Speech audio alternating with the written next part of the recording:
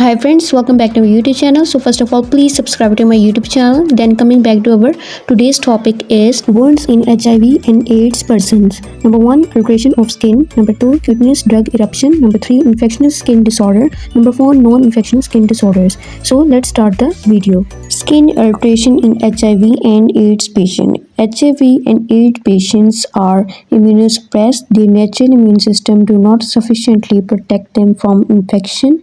If a patient with HIV or AIDS sustain a wound, healing can be impaired and they are the higher risk for infection to develop. More than 90% of HIV infected patients develop at least one type of dermatological disorder during the course of their HIV infection. Alternation in the skin is number 1, first manifestation of an impaired immune system. Number 2, may be a sign and symptom of serious opportunistic infection. Number 3, also indicate advancing HIV disease. So the second topic is cutaneous drug eruption. Cutaneous drug induced eruption can occur some with drugs used to prevent opportunistic infection, not due to antiretroviral therapy. For example, Bactrim for prevention and treatment of pneumocystis pneumonia (PCP) causes cutaneous eruption in patients with HIV and AIDS. Fine pink to red macules and papules involving trunk and extremities. Immune reconstitution inflammatory syndrome (IRIS) is a condition that can develop in individuals with weakened immune system (HIV and AIDS) after starting antiretroviral therapy. Heart 15 to 20%. Goal of heart is to improve immune function and overall health, but IRIS can sometimes complicate the treatment process. As immune system starts to recover, it can overreact to infection and self-antigens. This exaggerated immune response can lead to inflammation and worsening the existing infections or conditions.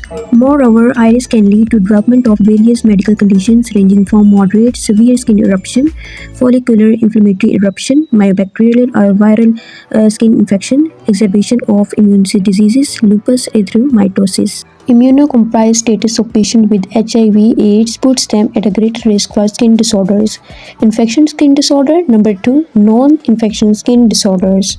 So we will discuss into one by one. So infectious skin disorder. Number 1, bacterial viral infection, herpes virus, cytomegalovirus, human papilloma virus, molluscum contagiosum, bacillary angiomatosis. So we will discuss into one by one. So number 1 is herpes virus, breakout of group of blister-like lesions typically caused by a common herpes virus. Herpes zoster shingles, common in patients with HIV at all stages of the disease, may occur. Number 1, either early, late in the course of HIV-induced immunosuppression. Number 2, may be the first clinical clue to suggest undiagnosed HIV infection. Herpes infection may occur in oral or genital mucosa or in the perianal region. Lesions typically manifest as painful grouped vesicles on erythematous base that rupture and become crusted. In patients with advanced HIV, a hepatic infection may develop into the chronic ulcer and fissures with substantial degree of edema. Number 2 of skin infection disorder is cytomegalovirus. CMV, a double-stranded DNA with virus in herpes virus family, primarily affect an individual with advanced immunosuppression. Clinical representation when CMV affect the skin: ulcer, verruculous lesions, palpable puric papules. Complexity of infection in immunocompromised individual and potential for multiple pathogens. Ulcer often have secondary CMV infection and also may have both HSV and CMV infection together in the same ulcer. And the third one is human papilloma virus. Immunodeficiency is associated with increased frequency of HPV infection. Warts, most common skin complaint in HIV caused by HPV. Size, number and appearance of warts may differ depending on their location of the body. Can range in size from less than 1 milliliter small growth and 2 centimeter larger cauliflower lesions. So there are some types of warts. Number 1, Vacura vulgaris. Warts, common warts, dull colored papules that can develop anywhere on the skin. Number 2, Vacura plana warts, flat topped and skin colored papules typically found on the face and back on the hand. And the third one is Condyloma acuminata warts.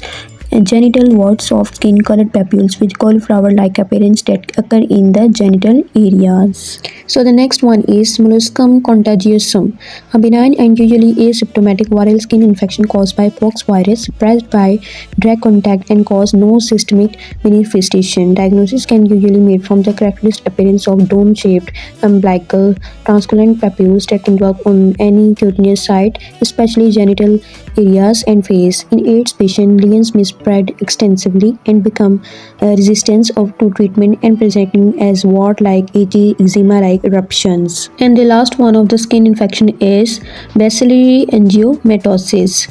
Bacillary angiomatosis is a bacterial infection. Cutaneous vascular lesions are the characteristic small reddish to purple papules that can tend to touch. Lesions may ulcerate and then become covered by the crust. And the second one is non-infection skin disorder. Immunocompromised status of patient with HIV and AIDS also put higher risk for non-infection skin disorder. Periodic rash, a rash predominantly composed of papules made due to the periodic papular eruption, reported as most prevalent rash in HIV. So the first type of non-infection skin disorder is neoplastic disorder. Patients with HIV/AIDS are at the higher risk of variety of neoplastic disorder. For example, lymphoma. Journeys start in lymph nodes or collection of lymphatic tissues in organs such as stomach or intestine. The skin may be also affected. Number 2, capsulocytoma, a vascular neoplastic disorder. Heart is the first line of treatment. Lesions may be pink, red, brown, purple macules, patches, plaques, nodules, or tumors can appear almost anywhere on the body, including mucous membrane. Heart is considered first line of treatment for lesions. Now the squamous cell carcinoma of the anal mucosa, higher prevalence of anal HPV infection and dysplasia in HIV infected individual. Anal neoplasia must be ruled in HIV who present with anorectal complaint. Investigations of the abnormal discharge, bleeding, bowel irregularity, pruritus, dysuria, and pelvic pain should be screening for anal neoplasia. So the whole summary of wounds in special population is skin disorder are common in patients with HIV or AIDS. Accurate identification of skin lesions is critical so appropriate treatment can be implemented. Consultation with HIV/AIDS clinicians is helpful in comprehensive care of patients. So here is the complete lecture of wounds in special population. If you like this video, then please share with your medical friend. Thanks for watching.